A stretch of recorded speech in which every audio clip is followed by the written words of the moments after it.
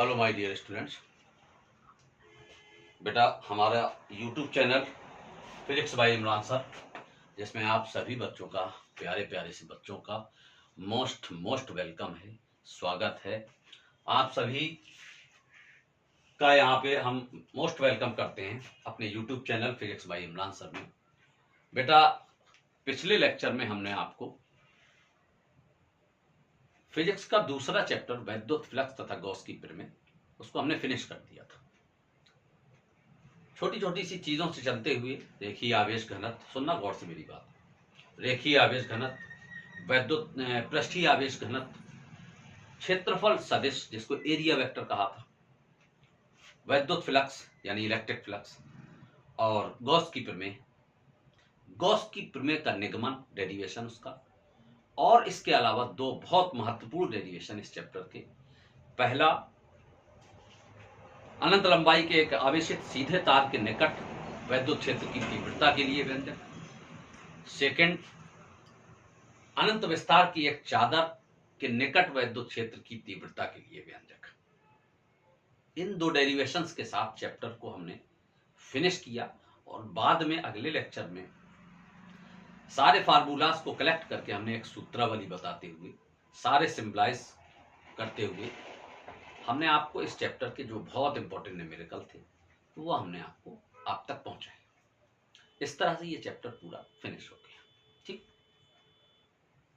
आज हम कूच करते हैं फिजिक्स के तीसरे चैप्टर, जिसका नाम है वैद्युत विभव, इलेक्ट्रिक पोटेंशियल।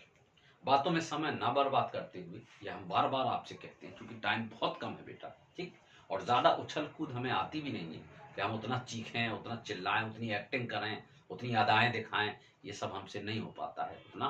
ठीक है, हम सीधे सीधे आपके टॉपिक को आप तक अच्छे से पहुंचाने की कोशिश करते हैं। चलिए, खैर, टाइम को ना बर्बाद करें। यहाँ देखिए चैप्टर नंबर 3, हमें उम्मीद है कि आपने चैप्टर नंबर 2 को वेल प्रिपेयर्ड कर रखा होगा। एक चीज थोड़ा सा बेटा बताएंगे हम आपको अभी थोड़ी देर में, उसको समझने की आप कोशिश करना। चलिए, खैर, फिलहाल चैप्टर नंबर 3, चैप्टर का नाम है बेटा वैद्युत विभव। वैद्युत विभव, अगर इंग्लिश में इसकी बात करें तो इसको हम इलेक्ट्रिक पोटेंशियल कहते हैं। Electric potential.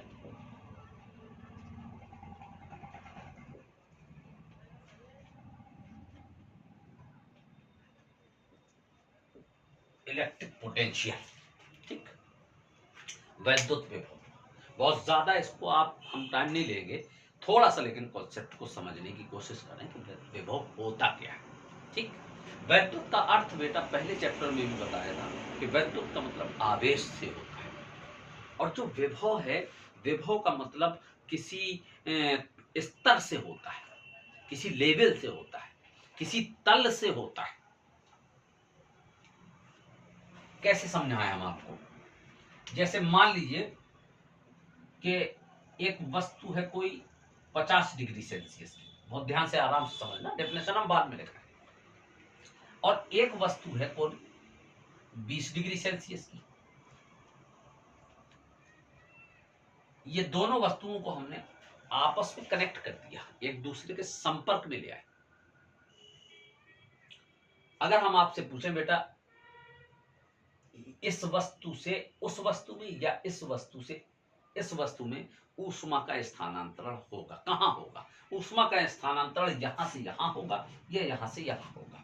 ठीक, तो बेटा हमेशा ऊष्मा का स्थानांतरण, ऊष्मा का प्रवाह कहां होता है? अधिक ताप वाली वस्तु से कम ताप वाली वस्तु में, हाई टेम्परेचर वाले ऑब्जेक्ट से लो टेम्परेचर वाले ऑब्जेक्ट में। ये कैलोरीमेट का सिद्धांत कभी पढ़ा होगा, उन्होंने बताया था अधिक ताप वाली वस्तु से ऊष्मा हमेशा कम ताप वाली वस्तु में जाती है, और ये कब तक ऐसा चलता है प्रोसेस? जब तक दोनों के टेम्परेचर बराबर नहीं हो जाते। तो मेरा मतलब ये है कि ऊष्मा का जो ट्रांसफॉर्मेशन है, ऊष्मा का जो स्थानांतरण है, वो कहां होगा? यहां से यहां होगा। उसी तरह से अगर हम समझने की कोशिश करें, अच्छा एक बात बताओ बेटा, चाय आपने गरम गरम चाय फ्राइदान से कप में छान दी, उससे पहले आपने गौर किया कि कप ठंडा था?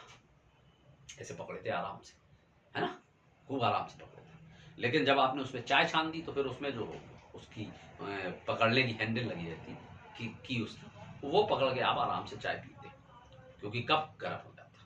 बेटा पहले कप ठंडा था और फिर कप गर्म हो गया। क्यों?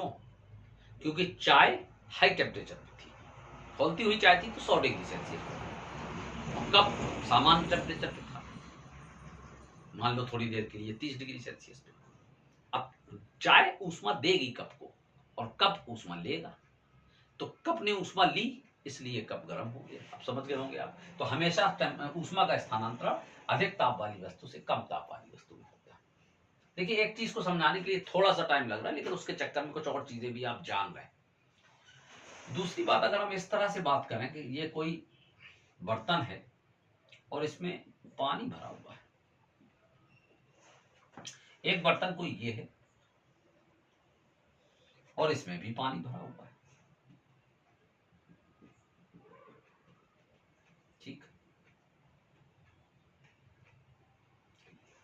ये थोड़ा सा खाली है। इस बर्तन का नाम दिया हमने ए, इस बर्तन का नाम दिया बी, है ना। आपसे हम पूछें कि बेटा पानी का जो प्रवाह है वो कहां से कहां होगा, ए से बी में या बी से ए में। तो हो सकता है कि आप लोगों में से कुछ लोग ऐसा सोच रहे हो कि पानी इसमें ज्यादा है इसमें कम है, इसलिए बी से ए में प्रवाहित होगा, यानी बी से ए में जाएगा। नहीं बेटा, ऐसा नहीं। पानी का प्रवाह हमेशा कम ज्यादा से मतलब नहीं है। पानी का प्रवाह हमेशा हाई लेवल के बर्तन से लो लेवल वाले बर्तन में होता है, यानी पानी हमेशा हाई लेवल से लो लेवल में प्रवाहित होता है। इसमें कम जरूर है लेकिन ये ऊंचाई पे रखा है बर्तन, इसमें ज्यादा जरूर है लेकिन ये डाउन है, नीचे रखा हुआ है, ठीक। तो हमेशा पानी का प्रवाह कहां होगा, उच्च लेवल से हाई लेवल से लो लेवल पे, यानी उच्च स्तर से निम्न स्तर पे पानी प्रवाहित होता है, ठीक, ऊंचाई से नीचे की तरफ। तो उसी तरह से जैसे कोई वस्तु ए है, कोई वस्तु बी है, इसका विभव हमने बी ए मान लिया, इसका विभव हमने बी बी मान लिया और दोनों को आपस में कनेक्ट किया बेटा। तो फिर ये बताइए आप कि आवेश का प्रवाह कहां से कहां होगा। तो हमेशा याद रखना कि आवेश का प्रवाह हमेशा हमेशा उच्च विभव वाली वस्तु से निम्न विभव वाली वस्तु में ही होता है। अगर इसका वोल्टेज ज्यादा है इसका कम है तो यहां से यहां होगा आवेश का प्रवाह, और अगर इसका वोल्टेज ज्यादा और इसका कम है तो आवेश का प्रवाह यहां से यहां होगा, यानी उच्च विभव वाली वस्तु से निम्न विभव वाली वस्तु की ओर होगा। थोड़ी देर के लिए इसका विभव ज्यादा है और इसका विभव कम है तो हमेशा आवेश का प्रवाह ए से बी की ओर होगा, यानी ज्यादा वाले से कम विभव वाले की ओर होगा। बस अब इतना ही कॉन्सेप्ट था। इसके बाद हम आपको सीधे सीधे परिभाषा बताते हैं इसकी, वैद्युत विभव की डेफिनेशन क्या है ना। आप कहेंगे इतनी देर से बकवास कर रहे, परिभाषा नहीं बता रहे हैं। चलो बेटा हेडिंग लगा लो आप लोग, वैद्युत विभव। वैद्युत विभव सबसे पहले, यानी आप चैप्टर की शुरुआत हुई है, ठीक। वो तो ऐसा नहीं जैसे ऑर्केस्ट्रा शुरू होती है, कहीं कहीं कोई प्रोग्राम शुरू होता है, कथा शुरू होती है, कहीं तकरीर शुरू होती है, कुछ भी हो, ठीक है। तो पहले थोड़ा सा माहौल बनाते हैं सब, है ऑर्केस्ट्रा वाले, टी टी, है ना, hello check hello check check hello, बस वही हाल। चलिए वैद्युत विभव यानी इलेक्ट्रिक पोटेंशियल, ठीक। चलो एक एक चीज को जानते हैं बेटा, अच्छे से समझना आराम से। सबसे पहली बात तो ये कि इसको V से प्रदर्शित करते हैं, विभव को V से प्रदर्शित करते हैं, इससे बेटा V से। दूसरी बात, इसका छोटा सा सूत्र V बराबर W अपॉन Q नॉट या Q0, जो आपको सुविधा लगे पढ़ने में, V बराबर W अपॉन Q0, ठीक। तीसरी बात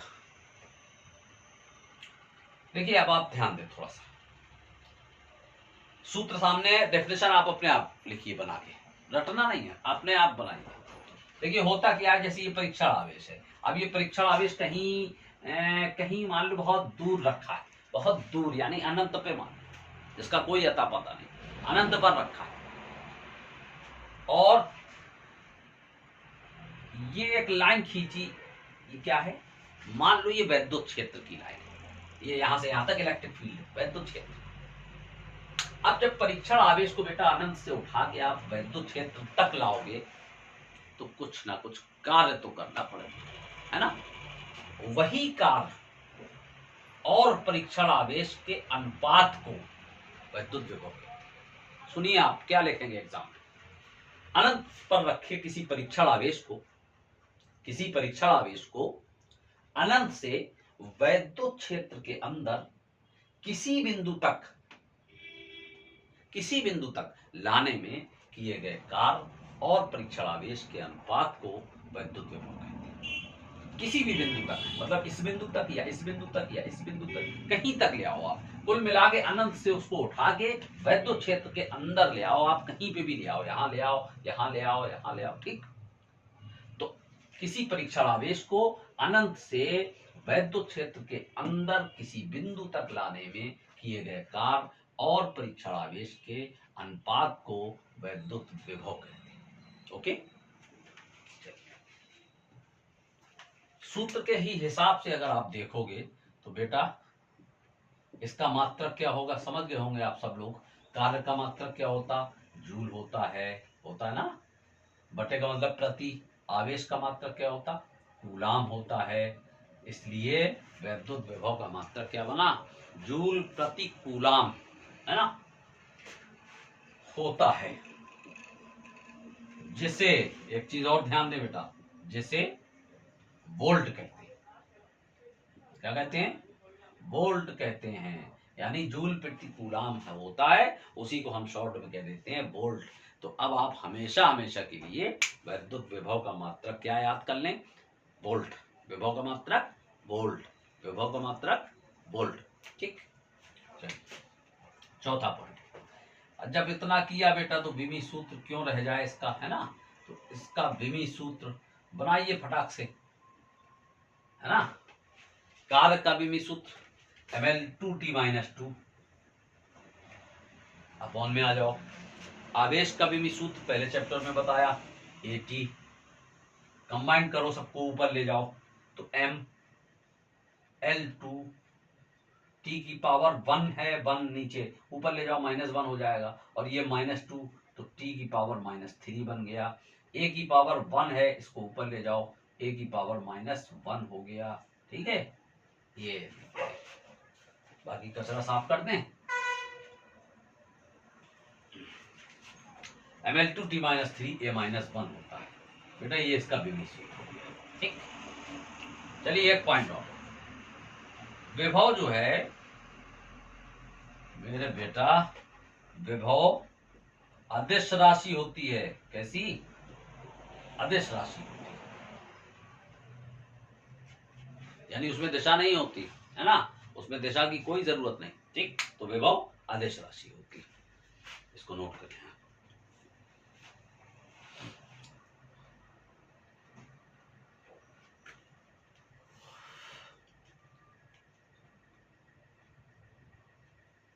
चलिए, अब जैसे ये वैद्युत विभव पढ़ा आपने, उसी तरह से एक होता है वैद्युत विभवांतर, बस थोड़ा सा फर्क होता है उसमें, इसमें और उसमें थोड़ा सा फर्क है। आप हेडिंग लगाइए, वैद्युत विभवांतर। देखो बेटा, विभवांतर का अगर हम संधि विच्छेद कर दें तो विभव धन अंतर, यानी दो विभव के बीच का जो अंतर है उसको हम विभवांतर कह देते हैं, ठीक।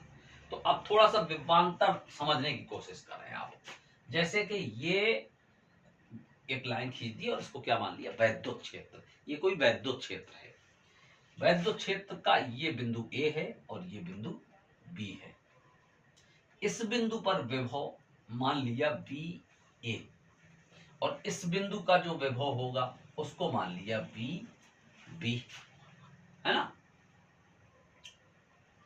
अब उसमें क्या बताया था, एक परीक्षण आवेश अनंत पर रखा था और अनंत से आप उठा के कहां ले आए, वैद्युत क्षेत्र के अंदर ले आए किसी बिंदु तक। लेकिन वैद्युत विभवांतर में थोड़ा सा फर्क है, एक माइनर डिफरेंस।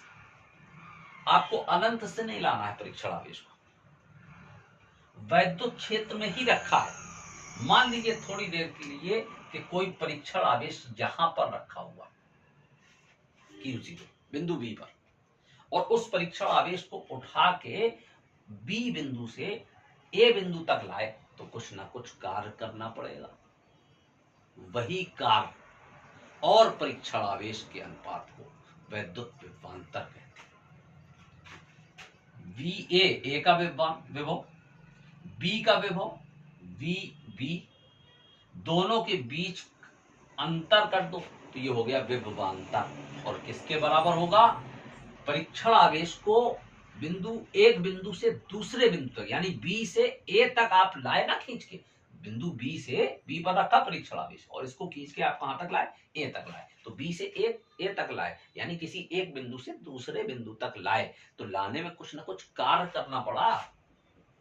ठीक, वही कार्य और परीक्षण आवेश के अनुपात को बेटा वैद्युत विभवांतर। डेफिनेशन फिर से सुनो। उसमें क्या था? किसी परीक्षण आवेश को अनंत से वैद्युत क्षेत्र के अंदर किसी बिंदु तक लाने में किए गए कार्य और परीक्षण आवेश के अनुपात को वैद्युत विभव कहते हैं। लेकिन इसमें क्या है? अनंत से नहीं लाना है। कहां से लाना है? वैद्युत क्षेत्र के ही अंदर रखे किसी परीक्षण आवेश को एक बिंदु से दूसरे बिंदु तक लाने में किए गए कार्य और परीक्षण आवेश के अनुपात को वैद्युत विभवांतर कहते हैं। राइट? बाकी सब कुछ वही होगा, वही इसका मात्रक होगा, वही पीवी सूत्र होगा, सब कुछ होगा। ठीक, दोनों में अंतर समझ में आया? अच्छा, चलिए अगली हेडिंग, बहुत इंपॉर्टेंट हेडिंग बेटा, बहुत बेहतरीन, बहुत काम की हेडिंग, आपके न्यूमेरिकल में बहुत काम आएगी। हेडिंग लगाइए आप, अगली हेडिंग बहुत most important, electron volt. Electron volt बेटा, इसको शॉर्ट में बात करें तो हम इस तरह से लिखते हैं इसको, ईवी, है ना? इस तरह से लिखते हैं ईवी। ईवी का मतलब हो गया इलेक्ट्रॉन वोल्ट। ठीक, इससे तो बेटा एक एक नंबर के बहुत अच्छे अच्छे क्वेश्चन बनते हैं, बहुत इंपॉर्टेंट क्वेश्चन बनते हैं, है ना? सबसे पहला तो इसमें यही पूछ लिया जाता है कि एक इलेक्ट्रॉन वोल्ट का मान कितना होता है, एक इलेक्ट्रॉन वोल्ट किसे कहते हैं, इलेक्ट्रॉन वोल्ट किस भौतिक राशि का मात्रक है। तमाम छोटे छोटे क्वेश्चन बन जाते हैं। सबसे पहले आप डेफिनेशन लिखें। ठीक, चलिए लिखने की कोशिश करें आप।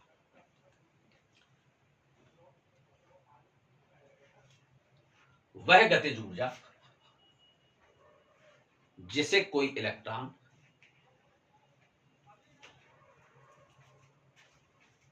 एक वोल्ट विभवांतर द्वारा त्वरित होने पर अर्जित करता है। बोर्ड पे लिखे दे रहे हैं, वह गतिज ऊर्जा जिसे कोई इलेक्ट्रॉन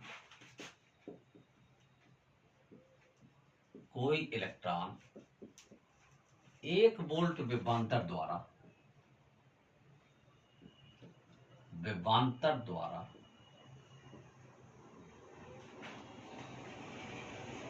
त्वरित होने पर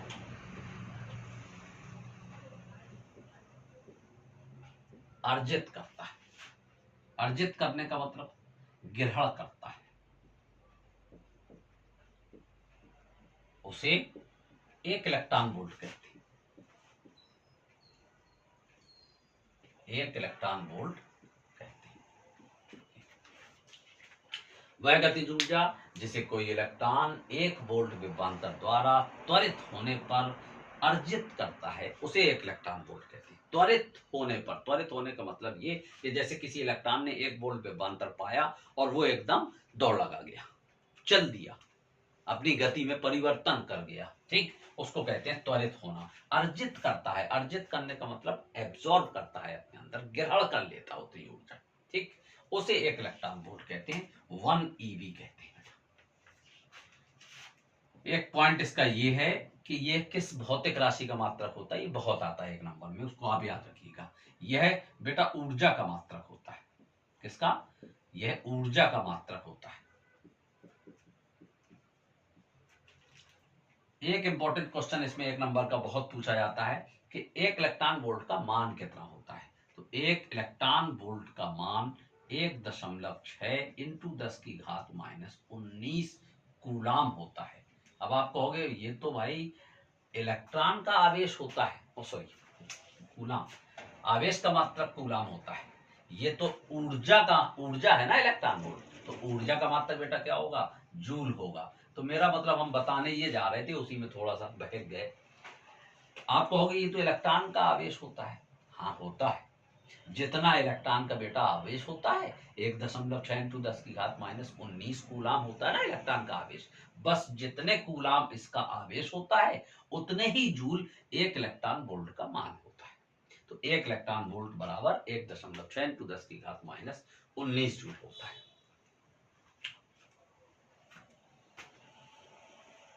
अच्छा, अब इससे बड़े थोड़ा सा आप जरूरत पड़ेगी आपको कहीं कहीं, ठीक, एक पॉइंट और इसके लिए। जैसे मान लीजिए कहीं मिल गया 1 मिलियन इलेक्ट्रॉन वोल्ट, तो मिलियन का मतलब होता है 10 की घात 6, 10 की घात 6। तो आप इसमें 10 की घात 6 का गुणा कर दो, 10 की घात 6 का गुणा कर दो तो मिलियन खत्म। अगर हम इसमें 10 की घात 6 का बेटा गुणा करेंगे तो 6 घातें हो और -19 जे, तो 6 से 19 घट जाएंगी। तो 1.6 इंटू 10 की घात कितना बचेगा जब 6 से 19 घटाएंगे, -13 जूल। तो 1 मिलियन इलेक्ट्रॉन वोल्ट का मान कितने जूल होता है ना। इसी तरह 1 बिलियन इलेक्ट्रॉन वोल्ट, कभी कभी ये भी आ जाता बेटा, 1 नंबर में सब पूछे जाते हैं, हम आपको बता दे रहे सब। बिलियन ना, अब बिलियन में कितनी घातें होती हैं और उसको भी समझो बेटा।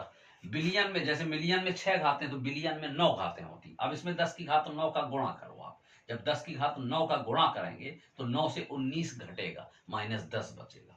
तो ये क्या हो गया, 1.6 इंटू 10 की घात -10 जूल। तो 1 मिलियन इलेक्ट्रॉन वोल्ट में इतने जूल होते हैं और 1 बिलियन इलेक्ट्रॉन वोल्ट में इतने जूल होते हैं। इसको क्या कहेंगे बेटा, मिलियन इलेक्ट्रॉन वोल्ट, बाकी सब आप जान लोगे, ठीक है। इसको क्या कहेंगे, इसको बिलियन, बिलियन एक इलेक्ट्रॉन वोल्ट। चलिए आगे चलते हैं बेटा।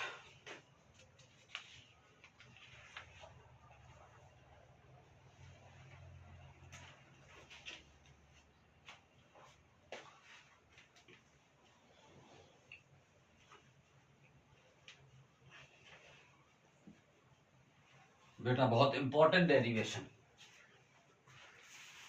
क्वेश्चन लिखिए आप। किसी बिंदु आवेश के कारण, किसी बिंदु आवेश के कारण वैद्युत विभव के लिए, किसी बिंदु आवेश के कारण वैद्युत विभव के लिए व्यंजक प्राप्त कीजिए। बहुत इंपॉर्टेंट डेरिवेशन बेटा। किसी बिंदु आवेश के कारण वैद्युत विभव के लिए व्यंजक प्राप्त कीजिए। ध्यान दें आप थोड़ा सा, किसके लिए व्यंजक, वैद्युत विभव के लिए, है ना। अच्छा, थोड़ा सा हमारे डायग्राम पे ध्यान दें और उसी से आप अपनी भाषा में उसको लिखने का प्रयास करेंगे। जैसे मान लीजिए थोड़ी देर के लिए ये कोई वैद्युत क्षेत्र है बेटा। अभी हम बार बार लाइन खींच रहे थे ना, कह रहे थे आपसे कि मान लीजिए ये वैद्युत क्षेत्र है, ठीक। तो हमने एक लाइन खींची और इसको, ये क्या है, वैद्युत क्षेत्र है, नाम देते चलो वैद्युत क्षेत्र को भाई, ठीक। चल, ये वैद्युत क्षेत्र का बिंदु ओ है और ये बिंदु, इसको ए मान लो, चल कुछ भी मान लो। इस बिंदु पर, वैद्युत क्षेत्र के बिंदु ओ पर कोई आवेश रखा है Q। एक एक पॉइंट को समझना, जितना आप इसको क्लियर कर लोगे डेरिवेशन में उतनी कठिनाइयां कम हो जाएगी। वैद्युत क्षेत्र के बिंदु O पर एक आवेश Q रखा है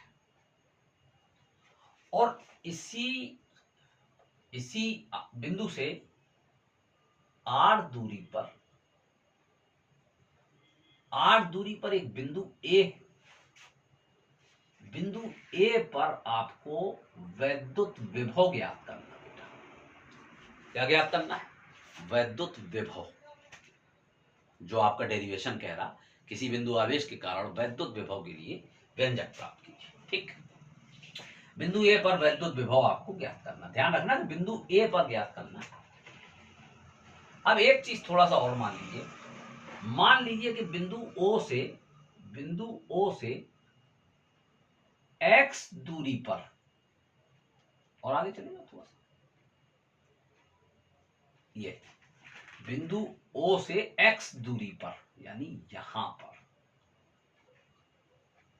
इस बिंदु को नाम दे दो बेटा B, ये हो गया, B कर दो। इस बिंदु पर एक परीक्षण आवेश Q0 रखा है। आराम से एक एक चीज को समझो।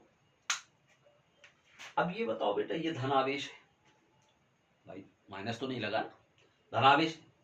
ये भी धनावेश है, ये तो ऑलवेज पॉजिटिव, हमने बताया था कि परीक्षण आवेश कमजोर जरूर होता है लेकिन ऑलवेज विल बी पॉजिटिव, यानी सदैव धनात्मक होता है। तो बेटा ये भी धनात्मक, और जब दोनों धन आवेश हैं तो दो धन आवेशों के बीच प्रतिकर्षण बल लगता है, यानी ये आवेश इससे कहेगा दूर हटो, ये आवेश इससे कहेगा दूर हटो। तो बेटा इस आवेश के कारण इस परीक्षण आवेश पर जो बल लगेगा वो कैसे लगेगा, बढ़ो यहां से, दूर हटो। तो कहां को बल लगेगा बेटा, बल का डायरेक्शन क्या होगा, ये। अच्छा, इतना समझ गए। अब आप अपने रजिस्टर पे पैराग्राफ किस तरह से सजाएंगे, आप मेरी बात को ध्यान से सुने। माना किसी वैद्युत क्षेत्र के, लाइन को क्या कहा था, वैद्युत क्षेत्र। माना किसी वैद्युत क्षेत्र के बिंदु O पर Q आवेश रखा है, इससे R दूरी पर स्थित बिंदु A पर वैद्युत विभव ज्ञात करना। यदि बिंदु O से X दूरी पर कोई परीक्षण आवेश Q0 रखा हो, तब इस आवेश के कारण परीक्षण आवेश पर लगने वाला बल। फिर से आप सुनो ध्यान से। माना वैद्युत क्षेत्र के बिंदु O पर Q आवेश रखा है, जिससे R दूरी पर स्थित बिंदु A पर वैद्युत विभव ज्ञात करना। यदि आवेश Q से X दूरी पर कोई परीक्षण आवेश Q0 रखा हो, तब आवेश Q के कारण परीक्षण आवेश Q0 पर लगने वाला बल F बराबर, अब ध्यान देना बेटा एक एक चीज को, बस उतना लिखना है जो हमने आपको डायग्राम में समझाया, रटना नहीं है, उसको देख के ही समझ के लिखना है। F बराबर कूलाम साहब का आपने नियम पहले चैप्टर में बहुत अच्छे से पढ़ा था, 1/4πε0 Q1 Q2 अपॉन R², यही होता ना इस सूत्र से। चलिए भाई, इन दो आवेशों के बीच, यानी इस आवेश और इस परीक्षण आवेश के बीच लगने वाला बल निकालना है। ठीक, तो 1/4πε0 Q1 Q2, पहला आवेश Q है और दूसरा परीक्षण आवेश Q0 है, Q into Q0 upon R², R का मतलब दूरी। ठीक, तो बेटा दोनों आवेशों के बीच की दूरी कितनी है, ऐसे देखो, ऐसे देखो, ऐसे, बीच की दूरी कितनी है, x, तो x²। ये अब अगला स्टेप समझना, ध्यान देना। इस परीक्षण आवेश को देखिए ज्ञात क्या करना है, और अपने अपने मतलब मेन पॉइंट पे फोकस रखिएगा। हमें वैद्युत विभव ज्ञात करना है। अब वैद्युत विभव का सूत्र क्या बताया, V बराबर W/Q0। बेटा वैद्युत विभव ज्ञात करने के लिए हमें ये कार्य निकालना पड़ेगा। कौन सा कार्य है ये, कौन सा कार्य है, परीक्षण आवेश को अनंत पे रखा था, अनंत से वैद्युत क्षेत्र के अंदर किसी बिंदु तक लाने में किया गया कार्य। तो बेटा ये परीक्षण आवेश अनंत पे रखा है, मतलब अनंत पे नहीं, अभी x दूरी पर। ठीक है, अब हम इसको यहां से खिसकाते हुए वैद्युत क्षेत्र के अंदर किसी बिंदु तक लाएंगे, मतलब यहां तक ठीक, अब यहीं तक लाएंगे, चूंकि यहाँ वैद्युत विभव ज्ञात करना, तो यहां से हम खिसका के उसको यहां तक लाएंगे। लेकिन कैसे, पहले थोड़ा सा खिसका के ट्रायल लिया जाए। मान लो इस परीक्षण आवेश को हमने इस तरफ खिसकाया, और कितना खिसकाया बेटा, इस दूरी को हमने डेल्टा एक्स मान लिया।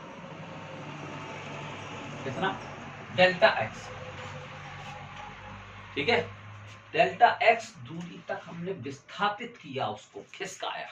चलिए, खिसकाएंगे तो कुछ ना कुछ कार्य करना पड़ेगा। ठीक, परीक्षण आवेश Q0 को डेल्टा एक्स दूरी तक विस्थापित करने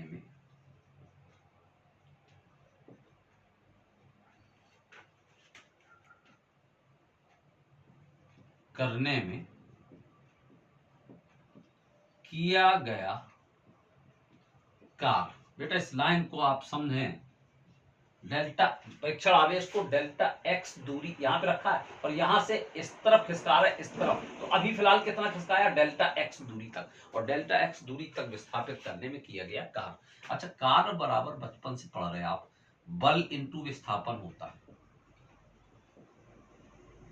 इस लाइन को समझना, आप थोड़ा ही सा तो खिसका रहे, तो जब बेटा थोड़ा सा खिसकाओगे तो थोड़ा सा ही तो कार्य करना पड़ेगा, थोड़ी ही तो मेहनत लगेगी, है ना। और जब पूरा खिसका के आप सीधा बिंदु ए तक लाओगे तो आपको मजे का कार्य करना पड़ेगा। तो अभी तो थोड़ा सा खिसकाया, तो थोड़ा ही सा कार्य करना पड़ेगा। ठीक, तो हम कार्य को डब्लू कहते हैं, तो डब्लू ना कह के हम उसको डेल्टा डब्लू कह दें, डेल्टा डब्लू कह दें, या डी डब्लू कह दें, कुछ भी कह। बेटा डेल्टा का मतलब भी अंतर होता है, डी का मतलब भी अंतर, तो डी डब्लू बराबर बल गुणा विस्थापन, तो बल का मतलब एफ इंटू विस्थापन। विस्थापन कितना है, डेल्टा एक्स, डेल्टा एक्स। चलो बेटा इसको भी डीएक्स लिख दो, मेरे हिसाब से इसको भी क्या लिखते हैं, डीएक्स लिखते हैं, दोनों एक से हो जाए। चलो यहाँ पर हम थोड़ा सा इरेज करके इसको, इस दूरी को हमने सूक्ष्म दूरी को dx मान लिया। पूरी दूरी x तो बहुत बड़ी है, हमने उस दूरी का थोड़ा सा हिस्सा हमने उसको खिसका दिया,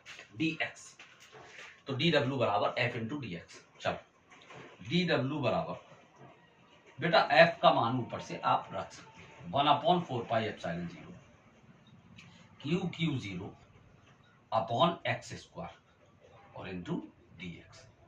बेटा अभी कितना खिसकाया हमने, बहुत सूक्ष्म दूरी तक खिसकाया, dx दूरी तक। लेकिन हम खिसकाते खिसकाते खिसकाते खिसकाते कहां तक लाना है, बिंदु ए तक लाना है, बिंदु ए तक। यानी अब मान लीजिए थोड़ी देर के लिए ये परीक्षण आवेश अनंत पर रखा है, और अनंत से अब आपको कहां तक लाना है, यहां तक लाना है। यहां तक का मतलब हो गया ओ से आर दूरी तक लाना है, इस आवेश से आर दूरी तक लाना है। ठीक, तो अनंत से खिसका के और कहां तक लाना है, आर दूरी तक लाना है। यहां से आइए, परीक्षण आवेश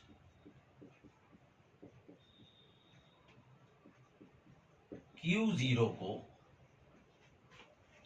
रखा तो था वो x दूरी पर, लेकिन हम अनंत से लेके आते हैं उसको वैद्युत क्षेत्र के अंदर, तब उसमें किए गए कार्य को इंक्लूड करते हैं, है ना। तो वो कार्य हमें चाहिए जो अनंत से वैद्युत क्षेत्र के अंदर लाने में किया गया। तो थोड़ी देर की अब मान लीजिए कि ये अनंत पर रखा है, और अनंत से उठा के आप कहां ला रहे, परीक्षण आवेश को, परीक्षण आवेश Q0 को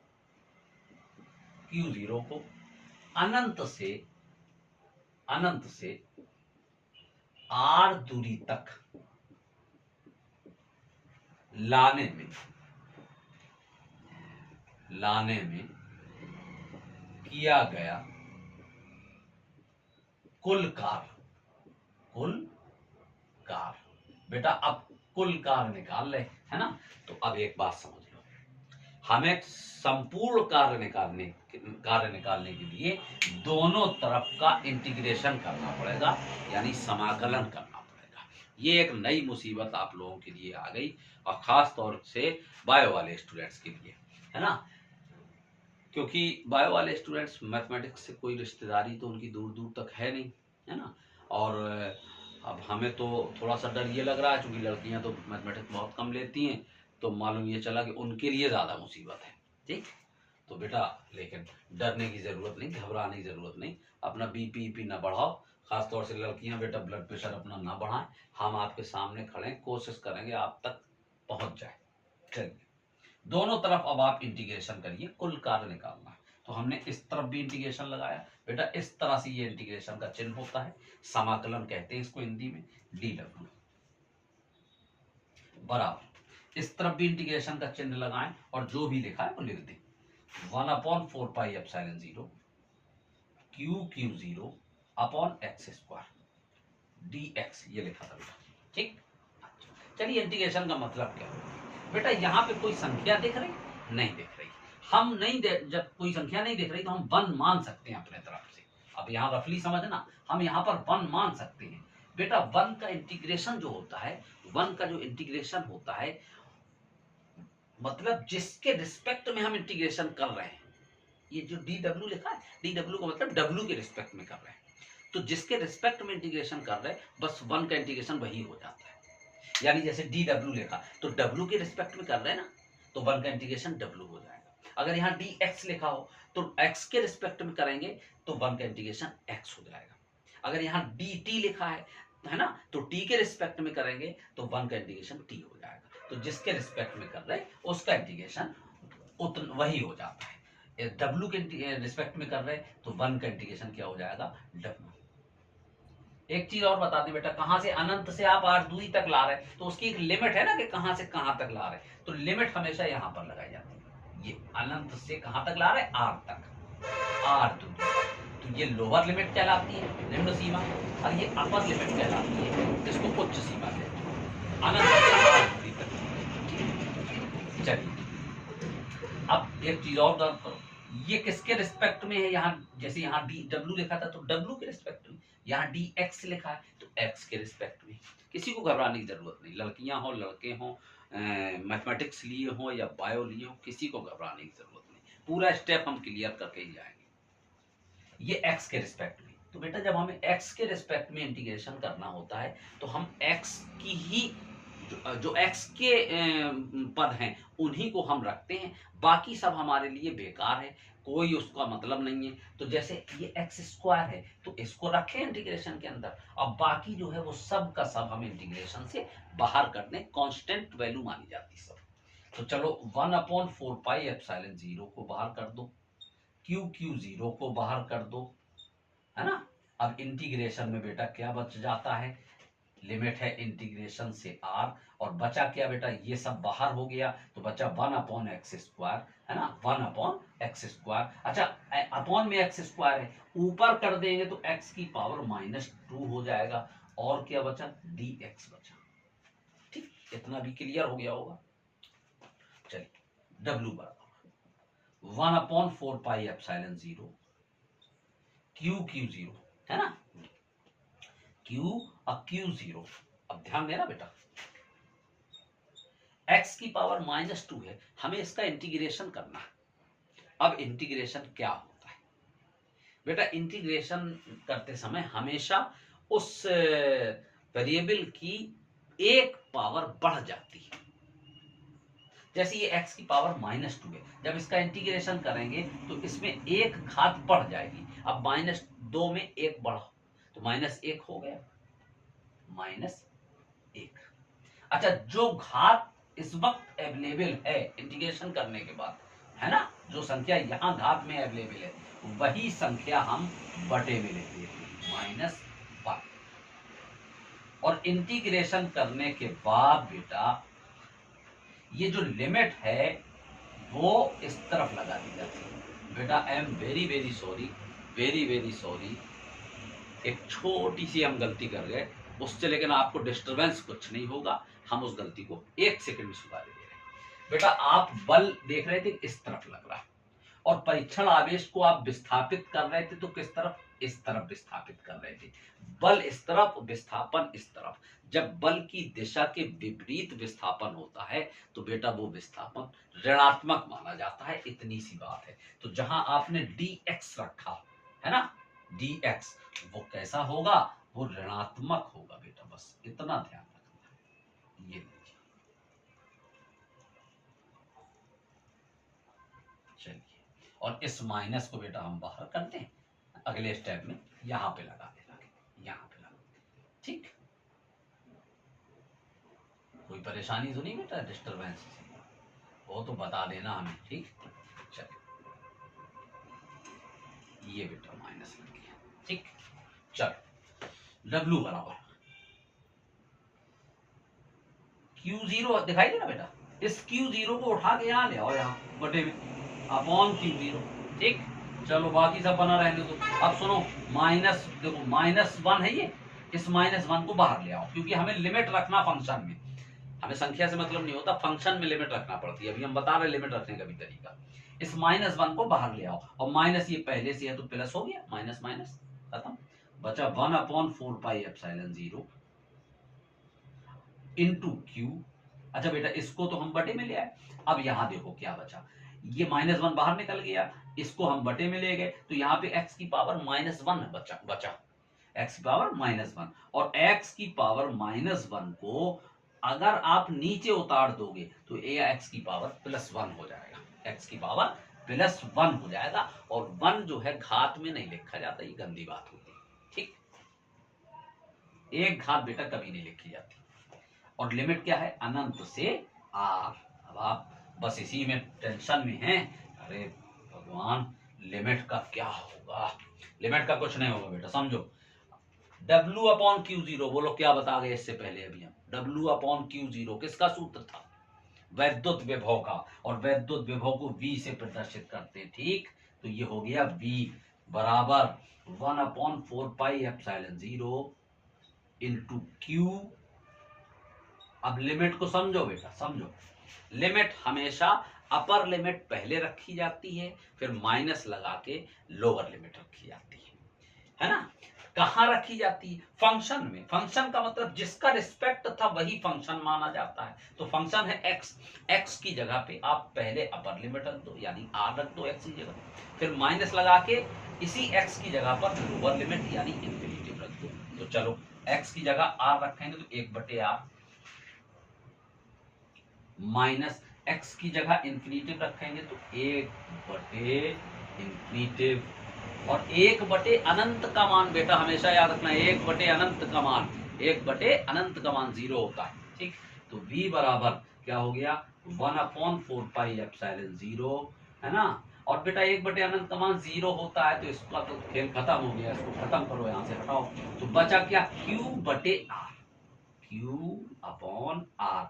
ये होता है बेटा किसी बिंदु आवेश के कारण वैद्युत विभव का व्यंजक, 1/4πε0 इंटू Q/r, ओके।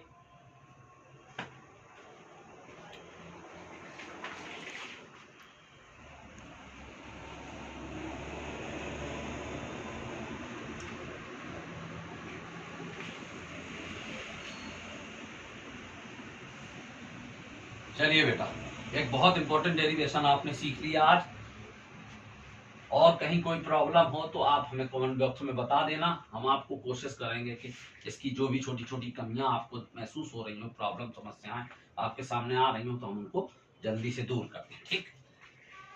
चलिए, आज के इस चैप्टर का बहुत लरसता गरजता एकदम बिल्कुल दहाड़ता हुआ, बहुत most very very most important derivation, very most important derivation, ठीक, जिसका नाम है, लिखिए आप, क्वेश्चन लिखें, very very very very most important derivation. किसी वैद्युत द्विध्रुव के कारण, किसी वैद्युत द्विध्रुव के कारण अच्छी स्थिति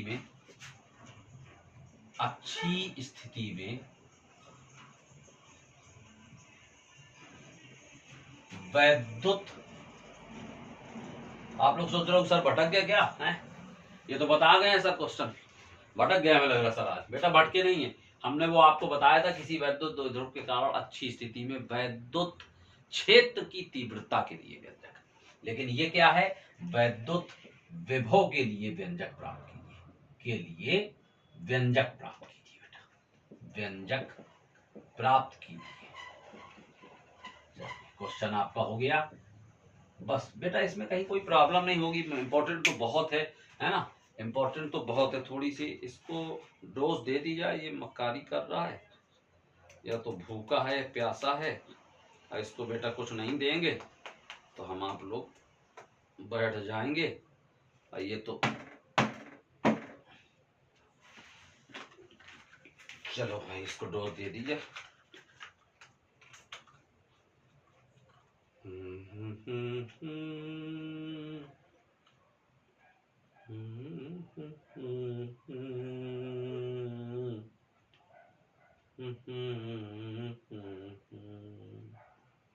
जब तक आप लोग संगीत का आनंद लें बेटा,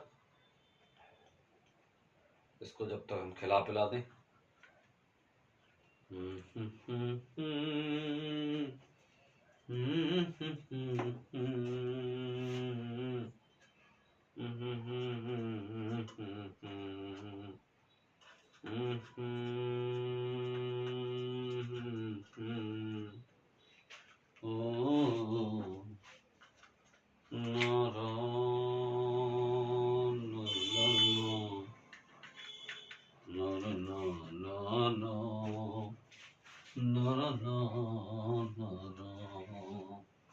ठीक है।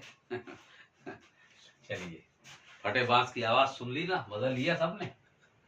चलो बेटा, क्वेश्चन क्या है, किसी वैद्युत द्विध्रुव के कारण अच्छी स्थिति में वैद्युत विभव के लिए व्यंजक प्राप्त कीजिए। इंपॉर्टेंट तो बहुत है, लेकिन कठिनाई आपको कुछ नहीं है। क्यों? क्योंकि आप उस दौर से गुजर के आए हैं जिसमें कहा गया था अच्छी स्थिति में वैद्युत क्षेत्र की तीव्रता के लिए व्यंजक, है ना, इसलिए आपको कोई परेशानी नहीं होगी। चलिए, क्या बताते थे बेटा हम उसमें, जरा इस पे भी ध्यान दें थोड़ा सा। बस जो हम यहाँ बता रहे हैं वो उसी को आपको लिखना है अपनी लैंग्वेज में बना के। माना एक वैद्युत द्विध्रुव ए बी,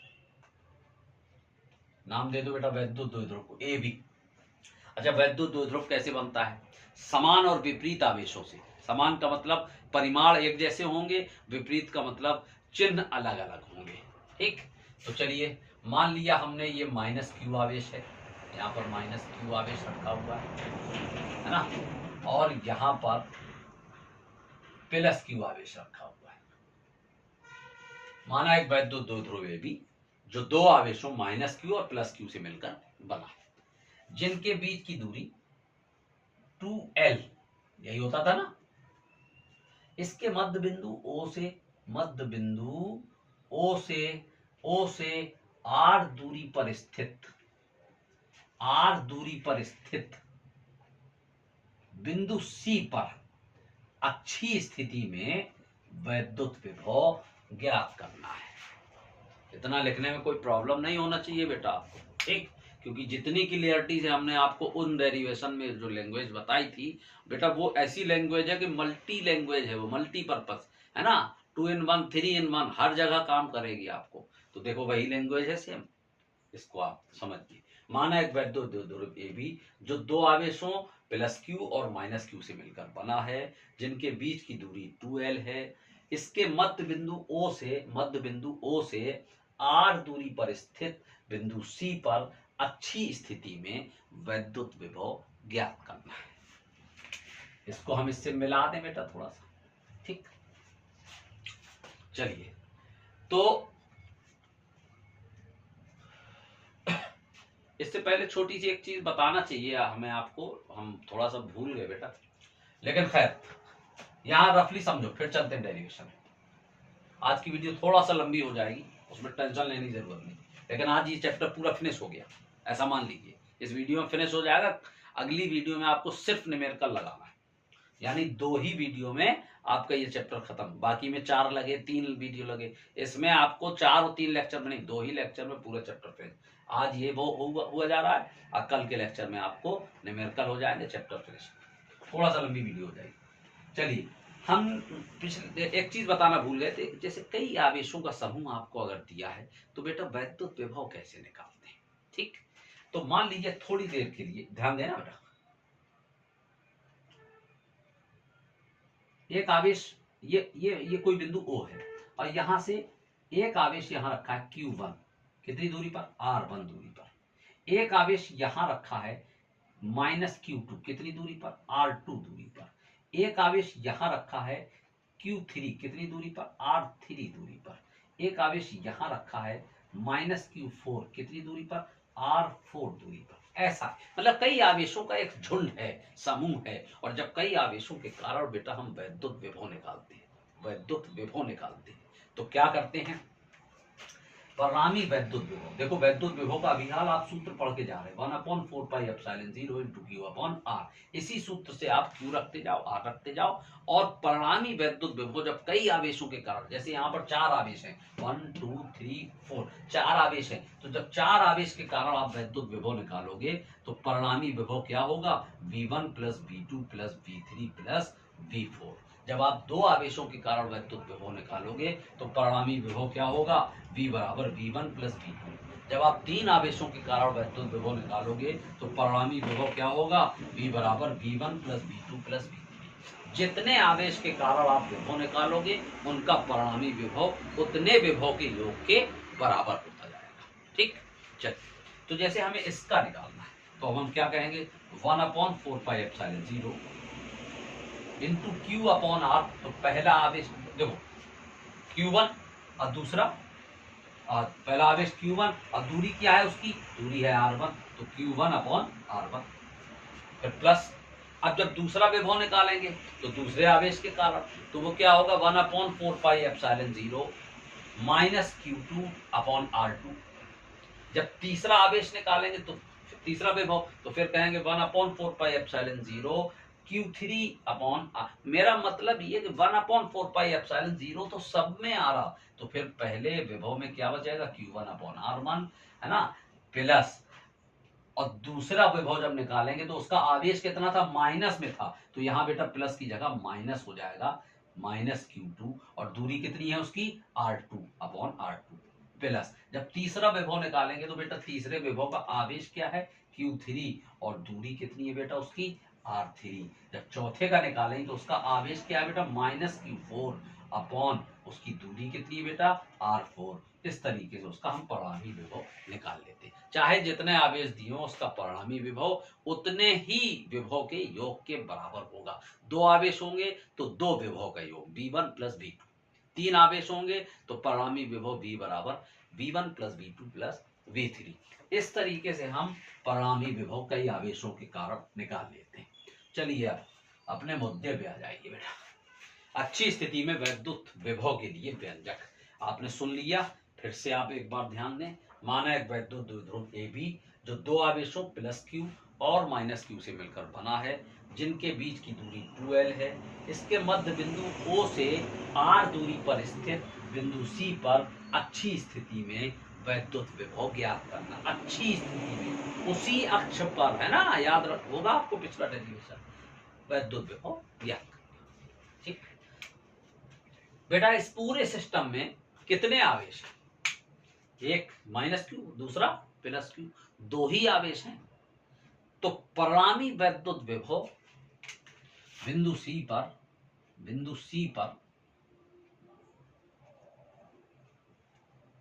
परिणामी वैद्युत विभव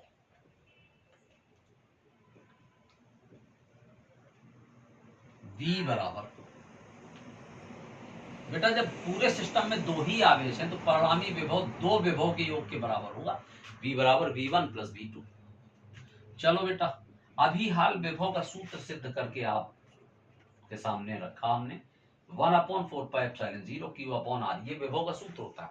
इस सूत्र के हिसाब से आप देखिएगा, पहला विभव भी और दूसरा विभव भी। ठीक, चलिए पहला विभव, मान लीजिए पहला विभव इस आवेश का है और दूसरा इस आवेश का है। यह आपकी मर्जी की बात है, जिसको मानना हो। इस आवेश के विभव को V1 मान लो, इसको V2 मान लो, कोई दिक्कत नहीं। इसके आवेश को V1 मान लो, इसको V2 मान लो, कोई दिक्कत नहीं। तो मान लिया इसका आवेश, इसका विभव V1 है और इसका विभव V2 है। ठीक, तो इसका विभव जब हम V1 लिखेंगे तो बेटा सूत्र क्या होता है, 1/4πε0 इंटू Q/R। तो बेटा आवेश कितना है, आवेश कितना है यहाँ पर, -Q, ब्रैकेट में लिखते हैं ऐसे, और अपॉन अपॉन अब आर, आर का मतलब दूरी, तो बेटा गौर करना आप दूरी को, माइनस क्यू कहां रखा, ए पर, जबकि हमें वैद्युत विभव कहां ज्ञात करना है, सी पर।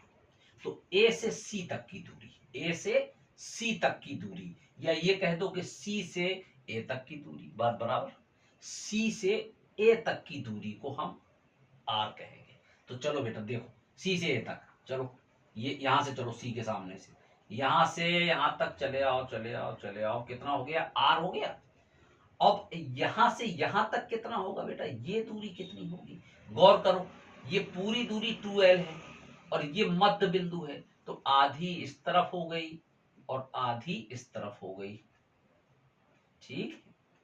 अब यहां से यहां तक निकालना ना, ए तक, तो चले आओ, ये r हो गई और यहां से यहां तक कितनी हो गई, देखो l, तो ये पूरी दूरी हो गई r प्लस l। सूत्र के हिसाब से आवेश कितना, माइनस क्यू, और दूरी कितनी बनी, r प्लस l, ठीक। आपके मन में एक कंफ्यूजन हो सकता हो, तो हमने उस टाइम भी बताया था, आज फिर रिवर्स कर रहे हैं। वैद्युत क्षेत्र की तीव्रता आवेश की प्रकृति पर निर्भर नहीं करती है। प्लस क्यू हो तो प्लस क्यू रखना है, माइनस क्यू हो तब भी प्लस क्यू रखना है, लेकिन वैद्युत विभव जो है वो आवेश की प्रकृति पर निर्भर करता है। अगर प्लस क्यू होगा तो प्लस क्यू रखेंगे और माइनस क्यू होगा तो माइनस क्यू रखेंगे। ये माइनस क्यू आवेश के कारण विभव था V1, इसलिए हमने यहाँ माइनस क्यू रखा, और उसकी दूरी कितनी बनी, R प्लस एल। यहाँ से देखो, यहाँ से R और यहाँ से यहाँ तक L, तो R प्लस एल प्लस। अब V2 में आ जाओ, V2 किसका विभव है, इस आवेश का, ठीक। तो इस आवेश के कारण विभव V2, सूत्र वही रहेगा 1/4πε0 इंटू क्यू अपॉन आर। तो बेटा आवेश कितना है, प्लस क्यू है, तो प्लस तो लगाना गंदी बात है, क्यू अकेला लिख दो, अपॉन आर का मतलब दूरी, दूरी चेक करो, प्लस क्यू बेटा बी पर रखा हुआ है, बी पर, और विभव हमें कहां ज्ञात करना, सी पर। तो जो बी से सी तक की दूरी होगी उसी को हम आर कहेंगे, ठीक। चलो बेटा बी से सी तक की दूरी को समझने की कोशिश करो। बेटा ये दूरी कितनी है जहां पर हम इशारा कर रहे हैं, ओ से सी तक, ओ से सी तक, ओ से सी तक आर है ना, ओ से सी तक आर, और हमें चाहिए बेटा ये वाली है ना, ये, तो ये आर है, और आर से इतनी कम कर दो, इतनी, देखो ये इतनी, ये कितनी है, एल, एल कम कर दो, तो आर से एल कम कर दो, तो ये दूरी आ जाएगी R minus L, R minus L. V बराबर, बेटा दोनों में कॉमन क्या है वो देख लो, 1/4πε0, दोनों में कॉमन, इंटू क्यू, दोनों में कॉमन, ठीक। अब बचा क्या, चलो पहले इसमें देखें क्या बचा, 1/4πε0 इंटू क्यू, ये तो कॉमन ले लिया, तो बचा क्या, 1/r माइनस एल बचा। इसमें आ जाओ, इसमें क्या बचा, 1/r प्लस एल, लेकिन इसमें माइनस भी बचा, -1/r प्लस एल, ठीक। बस सिद्ध हो गया।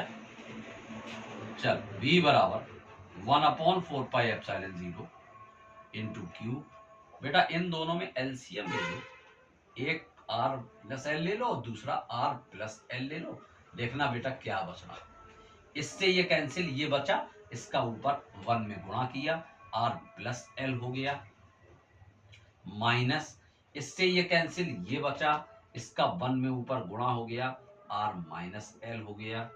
v बराबर 1/4πε0 इंटू क्यू, अब बेटा ब्रैकेट में देखना, r प्लस एल ब्रैकेट खोल दिया, इसका भी ब्रैकेट ओपन कर दें, माइनस जब एंटर करेंगे तो अंदर के चिन्ह बदल जाएंगे, -r और यहाँ पे प्लस एल, अपॉन में क्या है, एक ब्रैकेट में a माइनस बी और दूसरे में a plus B, a minus B a plus B की फॉर्म में है, यानी r minus L r plus L, तो ये क्या हो जाएगा, जैसे a minus B a plus B होता तो a square minus B square कहते, उसी तरह r माइनस एल और r प्लस एल है तो r square minus L square हो जाएगा ना, आर से आर कैंसिल हो गया, ठीक। v बराबर 1/4πε0 इंटू क्यू, ये वाला क्यू, और क्या है ऊपर l plus L, 2l into में 2l, और अपॉन में आ जाओ अब आप R square minus L square, ठीक। बेटा आपको बहुत अच्छे से मालूम है वैद्युत द्विध्रुव के आघूर्ण को P से प्रदर्शित किया और P बराबर सूत्र बताया था Q इंटू 2L, तो इसकी जगह पर हम P रख सकते हैं। दूसरी बात क्या मालूम है कि L जो है वो R के कंपेरेटिवली बहुत कम है, L की नाप R के कंपेयर में बहुत कम है, क्योंकि L बहुत छोटा है R से, तो जब L बहुत छोटा है R से, तो जो उसका L का स्क्वायर होगा वो तो बहुत ही छोटा होगा, और इतना छोटा होगा कि हम उसको नगण्य मान लेते हैं, यानी वहां से निग्लेक्ट कर देते हैं, ना के बराबर मान लेते हैं, ठीक है। इसलिए एल स्क्वायर इज निग्लेक्टेड, यानी एल स्क्वायर को निग्लेक्ट करने पर, ठीक। जब हमने एल स्क्वायर को बेटा निग्लेक्ट किया यहां से तो v बराबर क्या बना, 1/4πε0 इंटू, अब देखो Q इंटू 2L की जगह क्या रखेंगे P, और अपॉन में आ जाओ, L स्क्वायर को तो नेग्लेक्ट ही कर दिया यहां से, तो बचा क्या R स्क्वायर, ठीक। इस तरह से अच्छी स्थिति में वैद्युत विभव का व्यंजक हो गया V बराबर 1/4πε0 into P upon R square.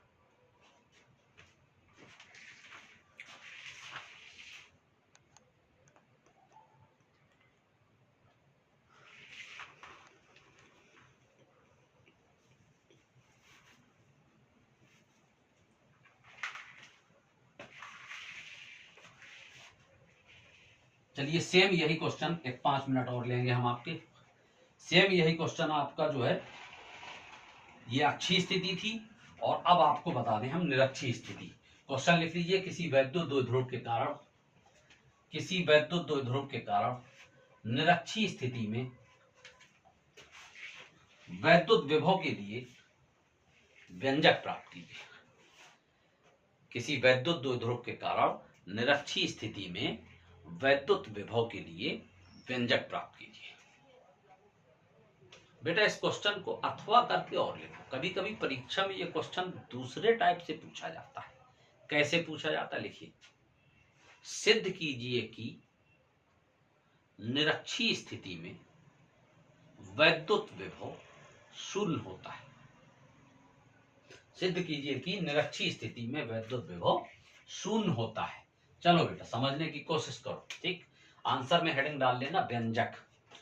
चलिए ये बात निरक्षी स्थिति की हो रही है, तो चलो बेटा उसी मल्टी लैंग्वेज को अपने सामने हम रखते हैं, आपके सामने।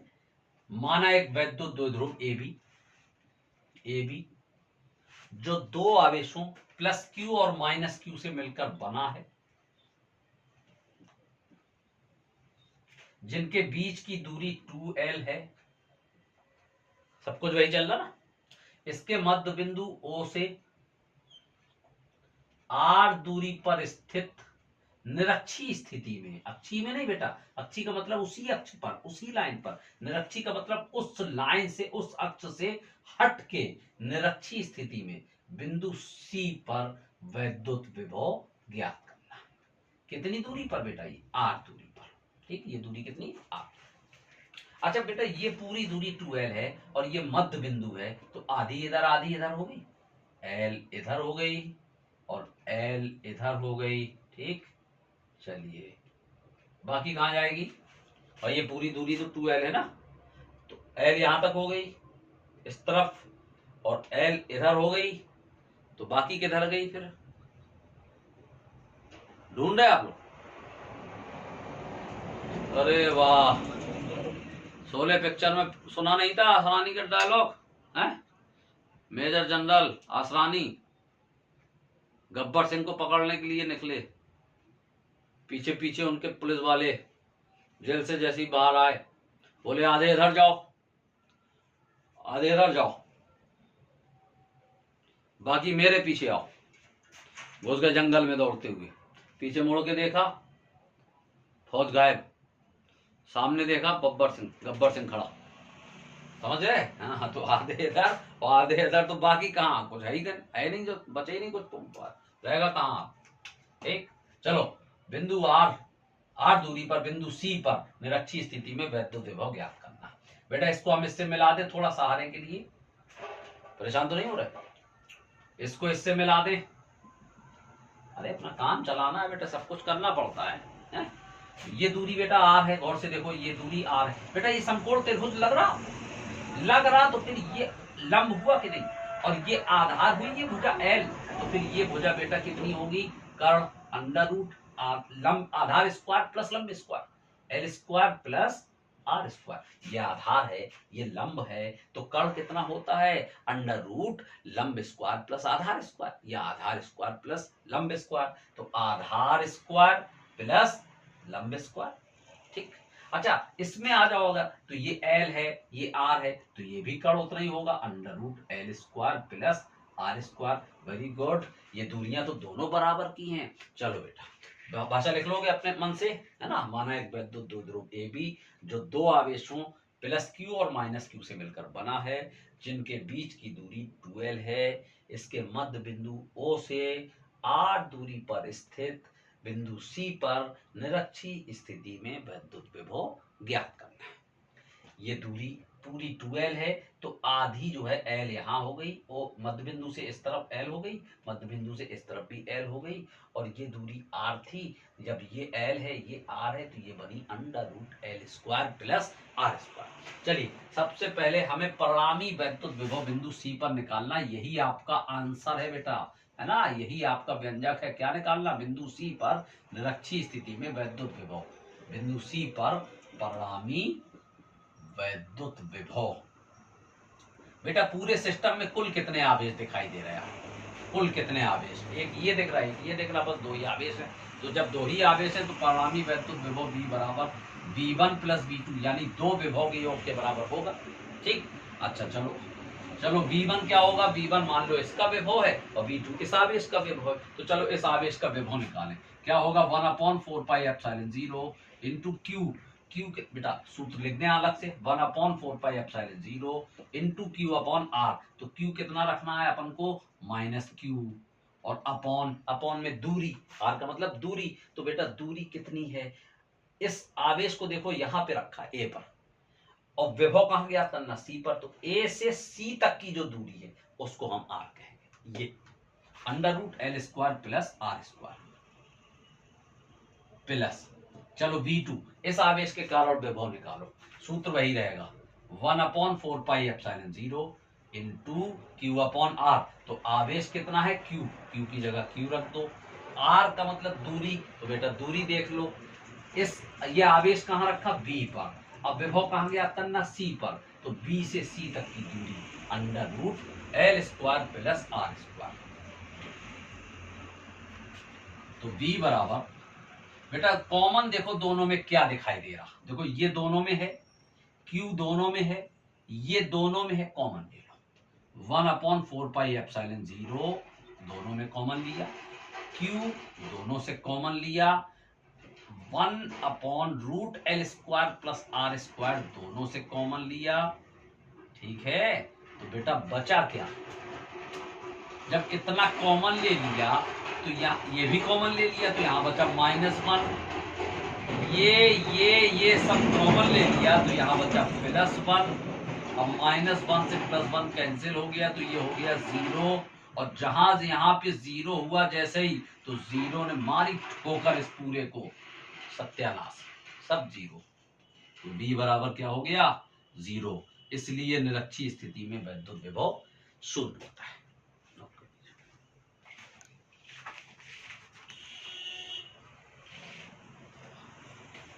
इसको हटा दे बेटा,